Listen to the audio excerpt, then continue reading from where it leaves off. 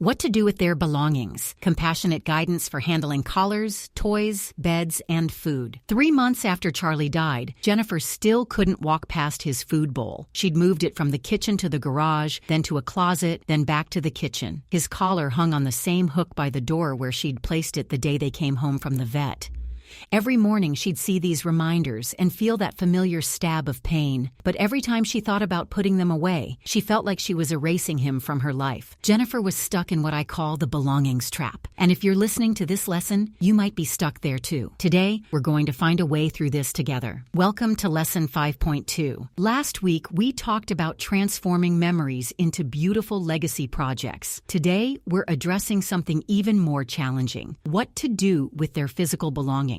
This might be the hardest lesson in our entire course, because these items, their collar, their favorite toy, their bed that still smells like them, these aren't just objects. They're portals to your pet's presence. But here's what I need you to understand. You get to decide what stays, what goes, and when you're ready to make those decisions. There's no timeline. There's no right way. There's only your way, in your time, with your heart leading the process. The honor versus cling framework. Let me teach you the most important concept for handling your pet's belongings: the difference between honoring and clinging. Honoring means keeping or transforming items that bring you comfort, connection, and peace. When you look at them, you feel love. When you touch them, you feel closer to your pet in a healthy way. Clinging means holding on to items that trigger pain, guilt, or keep you stuck in trauma. When you see them, you cry. When you think about moving them, you panic. Neither is wrong. Both are part of grief. But recognizing the difference helps you make decisions that serve your healing. Recognizing the difference. Here's how to tell the difference. Honor feelings. This collar reminds me how much he loved our walks. Seeing her favorite toy makes me smile at her silly personality. His bed brings me comfort. I can picture him sleeping peacefully. Cling feelings. I can't move this bowl because it feels like abandoning him. If I put away her toys, it means I'm forgetting her. This leash makes me panic because I remember our last walk. The goal isn't to get rid of everything. The goal is to keep what honors their memory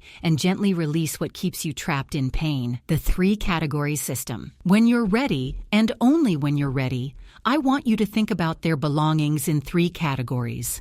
Category 1, sacred keepsakes. These are items you want to keep forever. Items that bring comfort, not pain. Items that make you feel connected to your pet's love, not their loss. Examples might include their collar displayed in a shadow box, a favorite toy placed on a memory shelf, their name tag attached to a photo frame, a special blanket folded in a memory chest. There's no limit to how many sacred keepsakes you can have. If keeping everything feels right for now, that's okay. This category can be as big or small as your heart needs. Category 2, meaningful donations. These are items that could bring comfort to other pets, but you're ready to let them go. This category feels loving because you're extending your pet's care to other animals who need it. Examples might include unopened food donated to a shelter, barely used toys given to rescue organizations, extra beds donated with a note about your pet, grooming supplies shared with pet parents in need. The key with meaningful donations is intention. You're not throwing things away. You're sharing your pet's abundance with other furry friends who need it. Category 3, gentle release. These are items that trigger pain rather than comfort. Items that keep you stuck rather than help you heal. Items you're ready to release because they no longer serve your journey. This might include medications that remind you of their illness, items damaged during their final days, things that hold traumatic memories, items that feel heavy rather than loving. Gentle release doesn't mean throwing everything in the trash. It means mindfully letting go of items that hinder your healing. The beautiful thing about this system? You can recategorize items as your healing progresses. Something that triggers pain today might become a sacred keepsake next year, and that's perfectly normal. Timing is everything. Your timeline, not others. Here's something crucial. There is no right timeline for dealing with their belongings. Some people need to handle everything immediately. The items are too triggering, and clearing them brings relief. Some people need months or even years before they're ready. The belongings bring comfort, and that's exactly what they need right now. Both approaches are valid. Both approaches are healing. But here's what's not helpful. Pressure from other people. Unhelpful pressure. Well-meaning but harmful advice advice you might hear. You should put those things away so you can move on. Keeping all that stuff isn't healthy. It's been X months. Isn't it time to deal with this? You're just torturing yourself by keeping everything. Your response: I'm handling this in my own time, in my own way. Thank you for caring about me. That's it. No explanations needed. No justifications required. Your grief timeline is sacred. Your healing process is personal. Your decisions about their belongings are yours alone. Practical strategies for when you're ready. When you do feel ready to make some decisions, whether that's now or next year, here are gentle strategies that honor both your heart and your healing. Start with the easiest items first. Begin with things that don't hold intense emotional charge, maybe extra leashes or duplicate toys.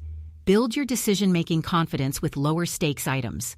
Set time limits for decision sessions. Don't try to handle everything in one day. Set a timer for 20 to 30 minutes. When it goes off, stop. You can always continue another day. Have a support person present. If it feels right, invite a trusted friend to sit with you. Not to make decisions for you, but to provide comfort while you make your own choices. More gentle strategies. Create ritual around donations. When you donate items, consider creating a small ceremony. Light a candle, say a prayer, write a note to go with the donation. Make it meaningful, not just practical. Use the photo-first method. Before letting go of any item, take a photo. This way, you preserve the memory without keeping the physical object. You're not losing the connection. You're transforming it. Trust your gut reactions. Your first instinct is usually right. If you pick up an item and feel heaviness, that's information. If you pick up an item and feel love, that's information too. Consider temporary storage. Create a maybe box for items you're unsure about. Store them for 6 months. If you don't think about them or miss them, you'll know you're ready to let them go. Special considerations for different types of items. Let me give you specific guidance for the most emotionally charged belongings, their food and treats. These often feel the most urgent to deal with because they can spoil. If the food is unopened, donating it feels loving. If it's opened, throwing it away is practical, not betrayal. You can keep one small treat in a sealed container as a keepsake if that brings comfort. Their collar and tags. This is often the most emotional item. The collar held their identity, their safety, your connection during walks. Many people choose to keep the collar as a sacred keepsake. You might display it in a shadow box, hang it on a special hook, or incorporate it into a memory project. More special considerations. Their bed or favorite sleeping spot. This item often still carries their scent, which can be both comforting and triggering. Some people sleep with the bed nearby for comfort. Others find it too painful and prefer to donate it to help another pet sleep comfortably. Their toys. Different toys might feel different to you. Their absolute favorite might become a sacred keepsake. The toys scattered around the house might be ready for donation. Trust your heart with each individual item. Their medications. These often carry traumatic memories of illness and should usually be disposed of properly through your vet's office or a pharmacy take-back program. Keeping these rarely serves healing. Remember, each item gets its own decision. You might keep the collar but donate the bed. You might keep one toy but donate the rest. There's no rule that says all or nothing. A gentle reminder. I know this lesson might bring up big emotions. That's normal. That's part of the process. You don't have to do anything with their belongings today. You don't have to make any decisions right now. But when you are ready, you'll have a framework that honors both your pet's memory and your healing journey. Clear action step. Your assignment for this week is gentle but important.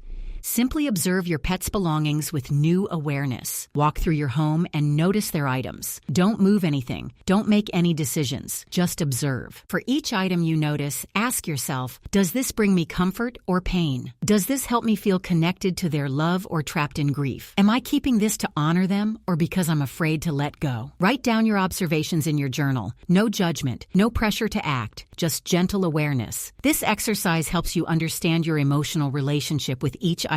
It prepares you for future decisions when you're ready to make them. Some of you might realize you're ready to make some changes now. Others might realize you need more time. Both responses are perfect. Closing. Remember, your pet's love isn't contained in their belongings. Their love lives in your heart, in your memories, in the way they changed you. Keeping every item doesn't preserve their memory, and letting go of items doesn't erase their memory. Their true legacy is the love they gave you. That can never be lost. no matter what you do with their physical belongings. Jennifer, from our opening story, 6 months later, she created a beautiful memory shadow box with Charlie's collar, his favorite tennis ball, and a photo of them together. She donated his bed to a local shelter with a note that said, "From Charlie, who wants another dog to sleep as comfortably as he did." She kept what honored his memory. She shared what could help other pets. She released what kept her stuck in pain. And most importantly, she did it all in her own time, in her own way. That's exactly what you get to do too. In our next lesson, we'll talk about creating new traditions and annual remembrances that bring joy instead of dread. Until then, be gentle with yourself. Be patient with your process. Trust your heart to guide you. You're doing this right, even when it feels hard, especially when it feels hard.